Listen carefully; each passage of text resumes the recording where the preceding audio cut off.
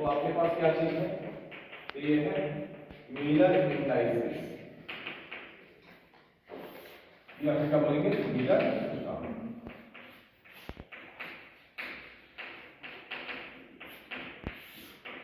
ठीक है, मिलर सूचकांक या मिलर इंडाइसेस किसको बोला जाता है, उसको थोड़ा सा ध्यान देना, क्योंकि जब तक ये नहीं समझोगे तब तक वो क्लियर नहीं होगा। समझो, दर्शाया किससे जाता है, HKL। ठीक है, ये जो है मिलर इंडाइसेस किसे कहा जाता है, तो मिलर इंडाइसेस या मिलर सूचकांक एक निर्देशांक होता है जो किसी क्रिस्टलीय संरचना को समझने में क्या होते हैं, मददगार होते हैं। ध्यान रखते चलना, तुम्हारे बुक में जो डेफिनेशन दिया है वो तो है ही, साथ ही साथ ध्यान रखे रहना किसी भी क्रिस्टल का अगर तुमको प्रॉपर्टी फाइंड आउट करना है या किसी भी जालक का प्रॉपर्टी फाइंड आउट करना है, गुण देखना है, तो उसका कंप्लीट हमको इंटरप्रिटेशन कहां से मिल जाता है, कंप्लीट व्याख्या कहां से मिल जाती है अपने को, ध्यान रखे रहना मिलर इंडाइसेस से। समझ ध्यान रखना। तो इसमें यह बोल दिया जाता है कि मिलर सूचकांक वे छोटे छोटे 3 पूर्णांक हैं। वो जो HKL है वो कैसे है, पूर्णांक है, इंटीजर है, ध्यान रखे रहना। वो छोटे छोटे ऐसे पूर्णांक होते हैं जिनका अनुपात उस तल के द्वारा XYZ अक्षों पर काटे गए अंतःखंडों के विक्रमों के अनुपात के बराबर होता है। समझ सकते, हम लोगों ने कोई प्लेन लिया, कोई क्रिस्टल लिया, बहुत सारा क्रिस्टल इस तरीके से हमने मारा है, इस पूरे पार्ट में मान लेते हैं, बहुत सारा हम लोगों के पास इस तरीके से क्रिस्टल है। इस क्रिस्टल में हम लोगों ने कोई 3 पॉइंट लिया है। देखो क्या बोला, HKL। अगर मैंने कोई इस तरीके से तीनों एक्सिस लिया, 3 एक्सिस ले लिया, x हो गया, y हो गया, ये z हो गया, तो क्या चीजें बोलता है, तो HKL जो है वो ऐसे छोटे छोटे हमारे पूर्णांक होते हैं, ऐसे छोटे छोटे हमारे इंटीजर्स होते हैं जो बोलता है जिनका अनुपात, जिनका रेशियो, मतलब H ratio, K ratio, L ratio equal किसके बराबर होगा बोलता है, इनका जो अनुपात होगा। देखो H और KL को ही क्या बोला जाता है, मिलर इंडाइसेस, मिलर सूचकांक। और मिलर सूचकांक किसके लिए यूज किया जाता है, किसी भी क्रिस्टल की व्याख्या के लिए, प्रॉपर्टी की व्याख्या के लिए, किसी भी क्रिस्टल के गुण के लिए, समझ में आ रहा है, गुणों की व्याख्या के लिए हम क्या करते हैं, मिलर इंडाइसेस या मिलर सूचकांक का उपयोग किया जाता है। मिलर इंडाइसेस या मिलर सूचकांक कैसे हैं, तो छोटे छोटे क्या चीज होते हैं, इंटीजर होते हैं, पूर्णांक होते हैं, आ रहा समझ, जिनका अनुपात, उनका रेशियो किसके बराबर होता है, तो उनका रेशियो, जिनका अनुपात उस तल के, उसी प्लेन में, जिस प्लेन में वो है, कोई भी क्रिस्टल अगर तुमने लिया है, मान लो मैंने इसको क्रिस्टल ले लिया, तो इसका जो प्लेन में होगा, तो इसका जो प्लेन है, मान लो मैंने इस तरीके से रखा, अब ये प्लेन x की ओर कितना काट रहा है, y को कितना काट रहा है, z को कितना काट रहा है, उसका जो इंटरसेप्टिंग पॉइंट रहेगा, काटे गए अंतःखंड की लंबाई रहेगी, उसी का क्या होगा, उनके इनवर्सली प्रोपोर्शनल, क्या चीज है, इनवर्सली अनुपात, या फिर क्या बोलना चाहिए उसको, रेशियो के बराबर होता है। मीनिंग अगर हमने इस क्रिस्टल को इस तरीके से मान लो मैंने रख दिया, या इस तरीके से मान लो रखा हुआ है, अब ये x की ओर कितना काट रहा है, तो मान लो यहां काट रहा है, y की ओर कहां काट रहा है, z हो सकता है यहां काट रहा है, अरे समझ, ये वाला हमारे पास O हो गया। किसी भी क्रिस्टल को अगर तुम XYZ एक्सिस मान करके रख रहे हो, मान लो ये 3 डायमेंशनल में रखा हुआ है, अभी हवा में अगर है तो 3 डायमेंशनल में है, तो 3 डायमेंशन में अगर है तो मैंने इस तरीके से रखा, तो ये जो है क्रिस्टल, ये क्रिस्टल x एक्सिस को, y एक्सिस को और z एक्सिस को कहां कहां काट रहा है, तो उसका क्या हो जाएगा, तो इंटरसेप्टिंग पॉइंट हो जाएगा। तो ये वाला इंटरसेप्टिंग, ये वाला O है, तो मान लेते हैं x एक्सिस में कितना हो गया, तो मैंने बोला p 0 0, ये इसके कोऑर्डिनेट होंगे, आ रहा समझ, x एक्सिस में इसके कोऑर्डिनेट क्या होंगे, मैंने बोल दिया कि a b सीधा लेकर के मैंने क्या ले लिया, मैंने ले लिया p ले लिया, समझ में आ रहा है, ठीक है। y एक्सिस को कितना काट रहा है भाई, हमने रखा था, तो इसका हो जाएगा 0 p 0 q मान लेते हैं, p q मान लेते हैं, ठीक है। और z एक्सिस को मान लेते, थोड़ा कम काटे, थोड़ा हर जगह बराबर काटेगा ऐसा तो नहीं, आ रहा है भाई, तुमने रखा, हो सकता है ये क्रिस्टल की तरफ ज्यादा खिसक गया होगा, किसी तरफ का खिसका होगा इस तरीके से, तो z की और अपने पास कितना हो जाएगा, 0 0 r हो गया, तो अब क्या है, तो मिलर इंडाइसेस, बार बार मैं रिपीट कर रहा हूं, मिलर इंडाइसेस किसे कहते हैं, तो मिलर इंडाइसेस एक ऐसा कोऑर्डिनेट होता है, निर्देशांक होता है, छोटे छोटे पूर्णांकों का निर्देशांक होता है, छोटे छोटे इंटीजर्स होते हैं, आ रहा समझ, जिनकी सहायता से किसी भी क्रिस्टल के प्रॉपर्टी की व्याख्या या इंटरप्रिटेशन की जाती है। अगर तुम किसी क्रिस्टल का संपूर्ण व्याख्या चाहते हो तो दो तीन चीजें होती हैं, या तो तुम लावे वाला मेथड अपना सकते हो, या तो ब्रैग इक्वेशन अपना सकते हो, या तो फिर तुम मिलर इंडाइसेस अपना सकते हो। मिलर इंडाइसेस के बिना तुम्हारा क्रिस्टल का इंटरप्रिटेशन या व्याख्या नहीं होता है, ये ध्यान रखना। तो क्या है, तो मिलर इंडाइसेस ऐसे छोटे छोटे इंटीजर्स या पूर्णांकों का निर्देशांक होता है जिसकी सहायता से किसी भी क्रिस्टल या किसी भी क्रिस्टलीय पदार्थ के गुणों की व्याख्या की जाती है, ठीक है, इंटरप्रिटेशन किया जाता है उनके प्रॉपर्टीज का। क्लियर हो गया, ध्यान रखिए, ठीक है। तो अब बोला गया है कि इसका मिलर इंडाइसेस, ठीक है, छोटा छोटा प्रॉपर्टी, छोटा छोटा इंटीजर होता है, छोटा छोटा पूर्णांक होता है, लेकिन उसकी वैल्यू किसके बराबर होगा, तो उसका जो रेशियो है इन मिलर इंडाइसेस का, इन मिलर सूचकांक का जो अनुपात है, इन तीनों का रेशियो जो है वो किसके बराबर होगा, वो क्रिस्टल के द्वारा एक्स एक्सिस, वाई एक्सिस और जेड एक्सिस में काटे गए इंटरसेप्टिंग पॉइंट्स या फिर अंतःखंड, कौन कौन सा लिया तुमने, इनके इनवर्सली रेशियो के बराबर होता है। क्लियर, समझ में आया, क्लियर हो गया वाला। अगर एक्स वाई एक्सिस की ओर अगर मान लो 1 2 3 काट रहे हैं, मतलब हम इसको ऐसा भी लिख सकते हैं, P inverse ratio Q inverse ratio R inverse भी लिखा जा सकता है। तो H इनका जो रेशियो होगा वो किसके बराबर होगा, किसके बराबर होगा, जो क्रिस्टल प्लेन पर या क्रिस्टल द्वारा X axis, Y axis, Z axis पर काटे गए अंतःखंड की लंबाई के व्युत्क्रम के अनुपात के बराबर होगा। आ रहा समझ, क्या बोला है, जो ये मिलर इंडाइसेस है, ये तीनों मिलकर के जो कोऑर्डिनेट बना है वो क्या कहलाएगा, मिलर इंडाइसेस या फिर मिलर सूचकांक, जिनका वैल्यू कैसा होता है, तो इनका जो रेशियो होगा तीनों का, H के L का, वो किसके रेशियो के बराबर होगा भाई, तो क्रिस्टल द्वारा X axis, Y axis, Z axis पर काटे गए इंटरसेप्टिंग पॉइंट के इनवर्स के रेशियो के क्या होता है, इक्वल होता है। समझ में आया कि नहीं, ठीक है। तो ये हो गया तुम्हारा मिलर इंडाइसेस। लेकिन मिलर इंडाइसेस तुम पता कैसे करोगे, मान लो तुमको क्वेश्चन दे देता है, अब तुमको क्वेश्चन निकालना है कि फलाने क्रिस्टल का मैंने एक कोऑर्डिनेट दिया है, मैंने निर्देशांक दिया है, और बोलता है कि क्या चीज है, तुमको क्या निकालना है, मिलर सूचकांक निकालना है या मिलर इंडाइसेस निकालना है। तो अब क्वेश्चन न्यूमेरिकल हम लोग कैसे बनाएंगे, तो उसके लिए कुछ नियम बोल दिया है। क्या क्या नियम बोल दिया इससे, तो इसके लिए रूल दिया है उसने। सबसे पहले क्या रूल दिया है, पहला वाला पॉइंट अपने पास जो दिया जाता है, देखो अगर तुमने मिलर इंडाइसेस पता किया ना तो तुमको फिर प्रॉब्लम नहीं देने वाला है। तो सबसे पहले क्या चीज है, तो लंबाई निकालने का तरीका क्या हो जाता है, तो लंबाई कैसे निकाल, एक तो देखो लेटिस इंटरवल भी तुमको बताना पड़ेगा, जालक अंतराल अपने को बताना है। तो सबसे पहले इसी में बोल दिया जाता है कि अगर मैंने कोई भी एक क्रिस्टल लिया है, कौन सा क्रिस्टल लिया है, किसी भी तरीके से एक कंप्लीट हम लोगों ने क्रिस्टल ले लिया, मान लेते हैं हम लोगों ने कोई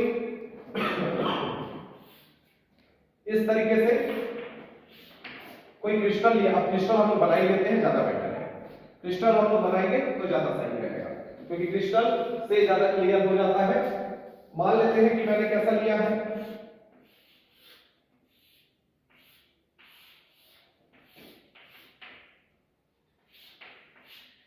इस तरीके से, ये वाला O वाला पार्ट हो गया, ये वाला x एक्सिस हो गया, ये वाला y एक्सिस हो गया, और ये वाला z एक्सिस, ठीक है। अब समझते चलो, अब हम लोग निकालेंगे, सबसे पहले क्या निकालना पड़ता है, तो बोलता है लंबाई सबसे पहले निकालते हैं, और लंबाई निकालते हैं क्या चीज होता है, पूर्णांक निकालना पड़ता है। तो हम लोगों के पास क्या चीज है, समझते चलो, मान लेते हैं कि x के डायरेक्शन में जो जालक नियतांक लैटिस कांस्टेंट्स जो है, आना समझ, एक कोई ना कोई फैक्टर ऐसा होता है जो हमारे क्वेश्चन को या डेरिवेशन को इफेक्ट करता ही करता है, इसलिए हम कोई ना कोई फैक्टर ना जानते हुए भी, उसकी वैल्यू नहीं पता होते हुए भी हम उसके साथ इंटू कर देते हैं या फिर जोड़ देते हैं। समझ में आ रहा है, ध्यान रखना। जैसे हम लोग फोर्स कांस्टेंट के साथ स्प्रिंग वाला जब हम लोग देखते हैं, हुक्स का लॉ लगाते हैं, तो F is directly proportional to -x होता है, लेकिन उसके साथ जब हटाते हैं तो हमको नहीं पता कि हम कांस्टेंट क्यों लगाते हैं। समझ में आ रहा है? हमको कांस्टेंट लगाने की कोई जरूरत है क्या? पता है, लेकिन फिर भी हम कांस्टेंट लगाए पड़ते हैं कि इसका डायरेक्टली प्रोपोर्शनल है। आ रहा है कि नहीं समझ? लेकिन k की वैल्यू हमको पता है क्या? हमको नहीं पता है, फिर भी हम बोलते हैं कि जब प्रोपोर्शनल हटता है तो कोई ना कोई कांस्टेंट लगता है। इतना तो हमको पता है। तो वो कांस्टेंट उसकी वैल्यू नहीं पता होते हुए भी हम लोग क्या बोलते हैं कि हाँ कुछ ना कुछ ऐसा फैक्टर होगा जो इसको इफेक्ट करेगा ही करेगा, इसीलिए हम कोई ना कोई कांस्टेंट जरूर लिखते हैं। समझ में आ रहा है? तो यहाँ पर मान लेते हैं कि x के डायरेक्शन में कोई फैक्टर इफेक्ट करता है जिसको हम लोगों ने बोल दिया चालक नियतांक, लैटिस कांस्टेंट। a क्या है? Lattice constant. y की ओर क्या है? Lattice constant b। z की ओर क्या है? c। क्लियर हो गया? ठीक है। मान लेते हैं यहां से यहां तक का जो काटा गया, देखो लैटिस काट रहा है x एक्सिस को कहां तक? यहां से यहां तक। समझ में आ रहा है? तो जहां तक काट रहा है मैंने क्या बोला इसको? p बोल दिया। क्लियर हुआ? ध्यान रखने से ठीक है। अब इसी को मैंने बोला y वाले को मैंने बोल दिया तो क्या बोल दिया? q। मतलब यहां का कोऑर्डिनेट अगर मैं बोलता हूं क्या हो जाएगा? p0 0। और यहां का अगर मैं y एक्सिस की ओर बोलता हूं क्या हो जाएगा? 0 0 0।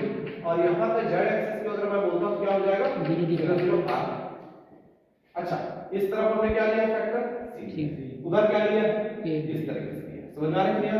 तो हमको p निकालना है। अब p निकालना है तो इसका मतलब क्या हो जाएगा? देखो थोड़ा सा कभी-कभी ऐसा होता है कि बुक से हमको लैंग्वेज समझ में नहीं आता है। तुम्हारे बुक में लिखा है r से ज्ञात करते हैं abc क्रमशः x y z अक्ष के अनुदिश जालक नियतांक है तथा p q r पूर्णतः क्या चीज है?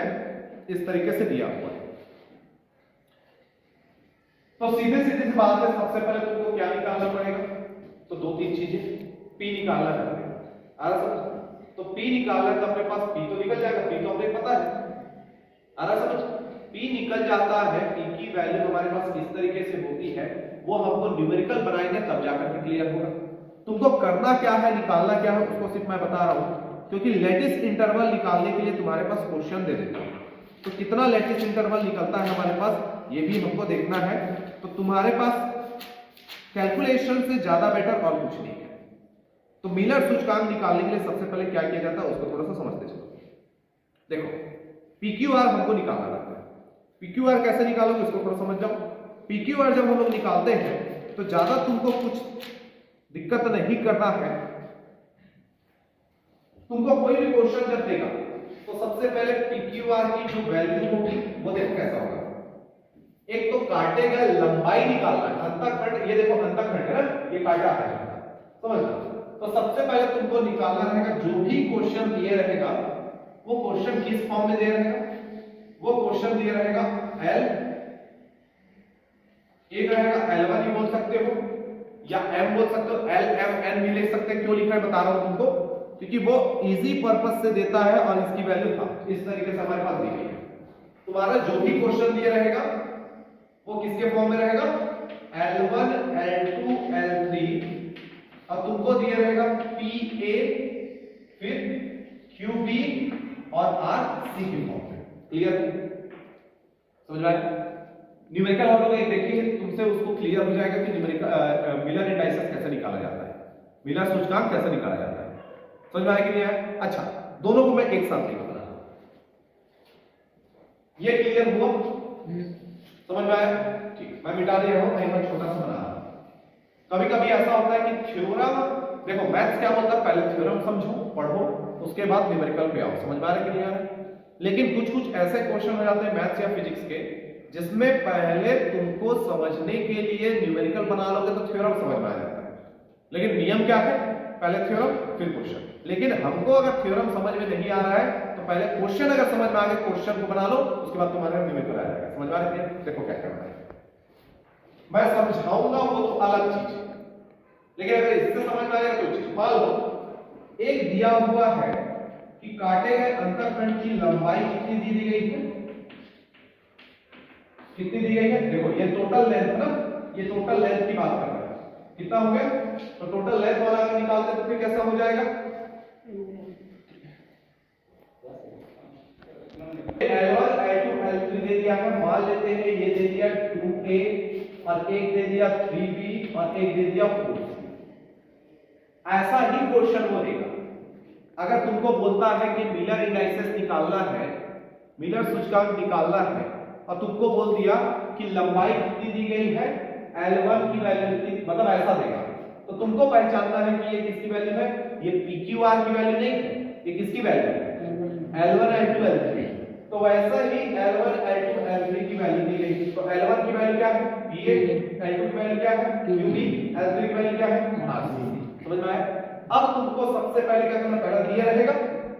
दूसरा नियम क्या बोलता है, यहां से क्या निकालने के लिए बोला जाएगा, तो यहां से निकालने के तुमको क्या चाहिए, PQR, तो तुमको चाहिएगा PQR। तो PQR क्या है, तो यहां से क्या निकालना है, दूसरा नियम, P की वैल्यू, Q की वैल्यू और R की वैल्यू।